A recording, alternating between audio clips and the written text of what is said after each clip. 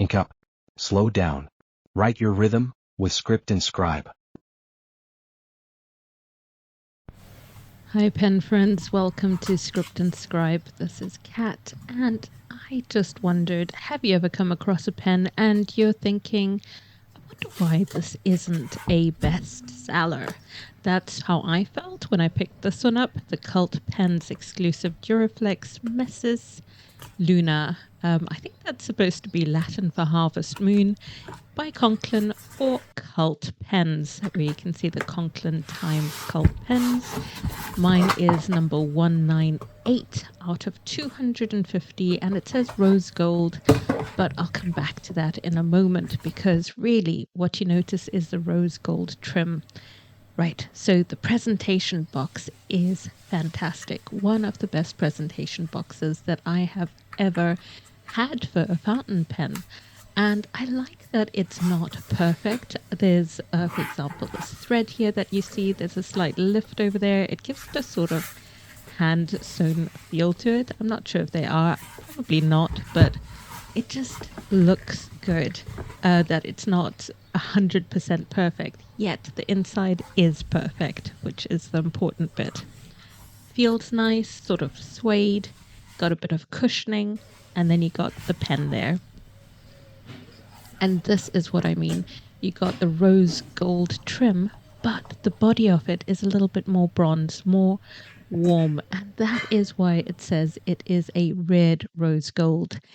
That's what it says on the actual label. I don't think it says it on the website, but you can see it from the image that this is a warmer body, and then you got the rose gold trim. Now looking here, you've got the usual warranty information, the background about Conklin, and the different finishes for the Omniflex Nib, which is chrome, rose gold, and black, and obviously we've got the rose gold one here. Now there's the usual warranty information, but more importantly, what we can do is lift up the section to see the ink cartridges at the bottom, because it says it comes with 2, and some nice storage space underneath if you wanted to add even more cartridges. Now the 2 cartridges that are provided, this one is black ink, as you can see from the top, and then the other one is going to be blue ink. But for my part, I'm already imagining filling up this entire middle section with a host of different colors as spare cartridges. Oh, well, actually, let's use that space to put the cards in, because I don't feel like having the cards on the top with the actual pen. I think that space should really just be for the pen. Speaking of which, this is a metal-bodied pen. So, yeah, it looks great in the presentation box, but let's take a closer look at it after we pack away the lovely presentation box. And the sleeve is also super. I like that there's a moon on it, continuing that harvest moon theme. And you're going to see that on the pen itself as well in a moment. So let's have a look. Metal bodied, around 52 grams. And it's clearly not feather light, but it feels really nice, not overly heavy, just grounded. And the bronze barrel with rose gold trim leans more with that sort of like weathered elegance. I feel like it's going to patina, but every time I stick my fingers on it, I don't actually see any marks left behind, which I think is quite good. So yeah, we'll see what time brings, whether that does actually start to wear off the color in places. At the moment, it doesn't look like it's anything but durable. Now, if you look closely, you can see the writing on there, and there's 3 crescent moons, which I think is a super. I mean, it's not a harvest moon, it's not a big moon, but you've got the moons there, you got Durograph and Conklin. What surprised me is I was looking for the 198 to indicate that that is the number of my limited edition, but I couldn't see it on there. And I even looked at the cap, and the cap just says, you know, Conklin established 1897. So my next thought was, is it on the side of the nib? And no, it isn't. You just have this nice design that gives it a flex, the cutouts on the side. But there we have it, the 198. And I'm not sure everyone's going to be happy with that. So maybe that's why it wasn't as much of a bestseller as I thought it would be, because people don't always want engravings other than their names or a nice sentimental message to someone. as a gift on the barrel. I think that's perhaps too big for when you want to, highlight a limited edition. But anyway, it's there, 198. Posting. I don't feel like this posts really great. It doesn't feel like it's meant to be. It certainly sits there correctly. I don't think it will fly off, but it just makes the balance wrong, and you don't feel that it is sitting on the back of the pen very well. So I don't think it's designed to actually sit there. Capped, this is just such an elegant pen. Although, of course, the engraving on the barrel is something that I think others would have wanted to see on the cap instead rather than on the barrel. Okay, let's test this out with my trusty Graph on Faber-Castell notes journal, which I've been using for pen tests for the last few videos. Now, one thing I didn't mention about the cap is the inside of it, the threads are actually plastic, while the rest of the pen is metal. So I'm not sure what the logic is behind that, but usually I would have expected the inside of the cap to also have been metal. Again, we'll see how that holds up over time. At the moment, it doesn't look like a problem. We'll see.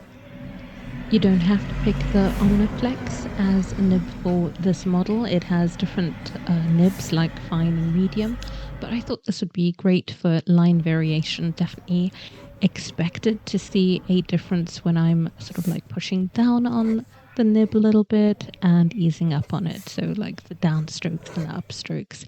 And it does give you a decent flourish, which I'm trying to show with the fancy F on the page, but I have to say it probably doesn't flex quite as much as I thought it was going to. Still, I think it's a decent amount of flex, like moderate.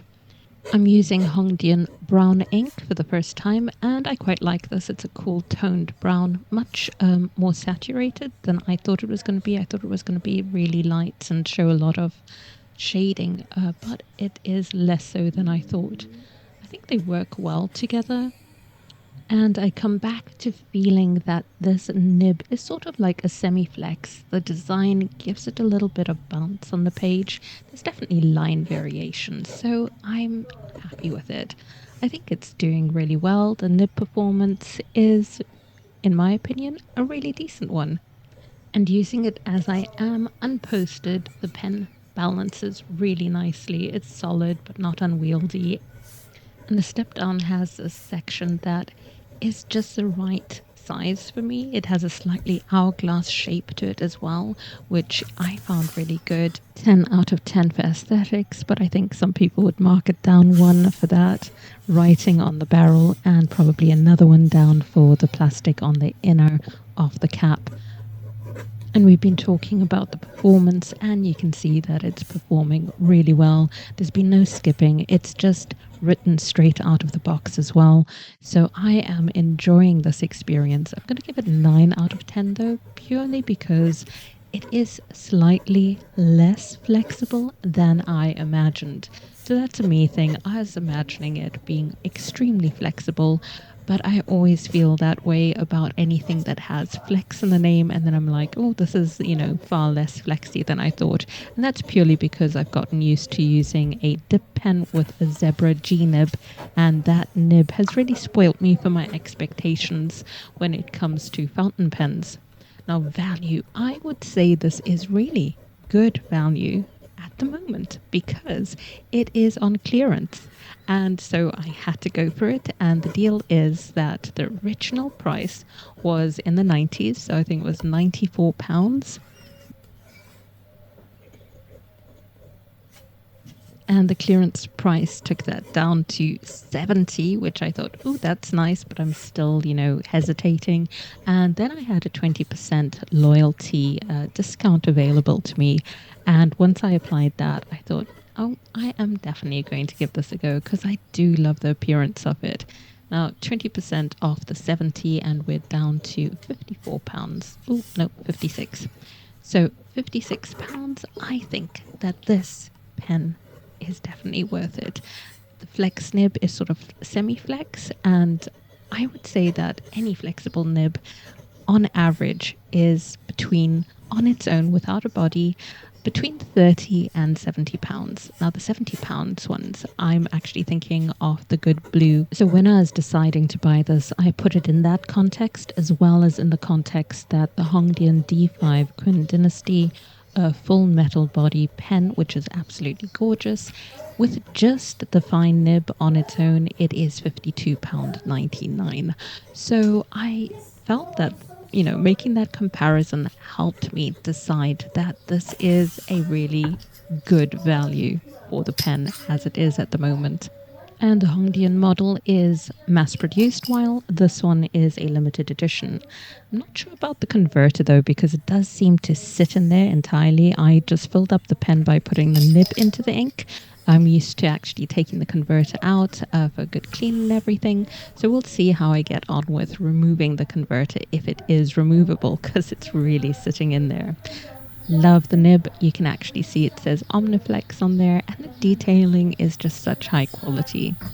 And that's the hourglass that I was talking about, that hourglass shape to the step down. Now, if you're curious, I thought, let me go with a standard color for this test, which is the Hongdian brown, which I've used for the first time. I don't have any others of this ink, and I think it's a good performing one. But considering how lush this pen is, I am thinking already about the future. And immediately this ink popped to mind. It is Dominant Industry Harvest Moon. So Harvest Moon for Harvest Moon, of course.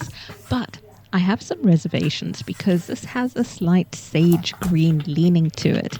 Sort of light wheat as well as grass mixed in, but it's got that autumnal vibe. So we'll see how it dries. I'm just going to do a sample that you can then decide whether it actually, goes well with the pen or not. It certainly won't be matchy because it will have a very muted sort of colorway to it, which I enjoy, but yeah, it's not going to be very golden or bronzy. It does, however, have fantastic shading as well as shimmer. So this is again a Cult Pens exclusive, so if you want to go with exclusives and limited editions, that matches too. But I think the sort of shimmer that is in here is going to be complementary to the pen. Then I also thought, okay, well, I want something warmer, so why not autumn sunlight? And looking at the bottom of that, that looks really promising. I do feel, though, that maybe it will be a little bit too warm, but we'll see. So this is Autumn Sunlight, again, from Dominant Industry, just shaking up all of the shimmer that's at the bottom. And this one also shades really well and has that nice shimmering quality to it.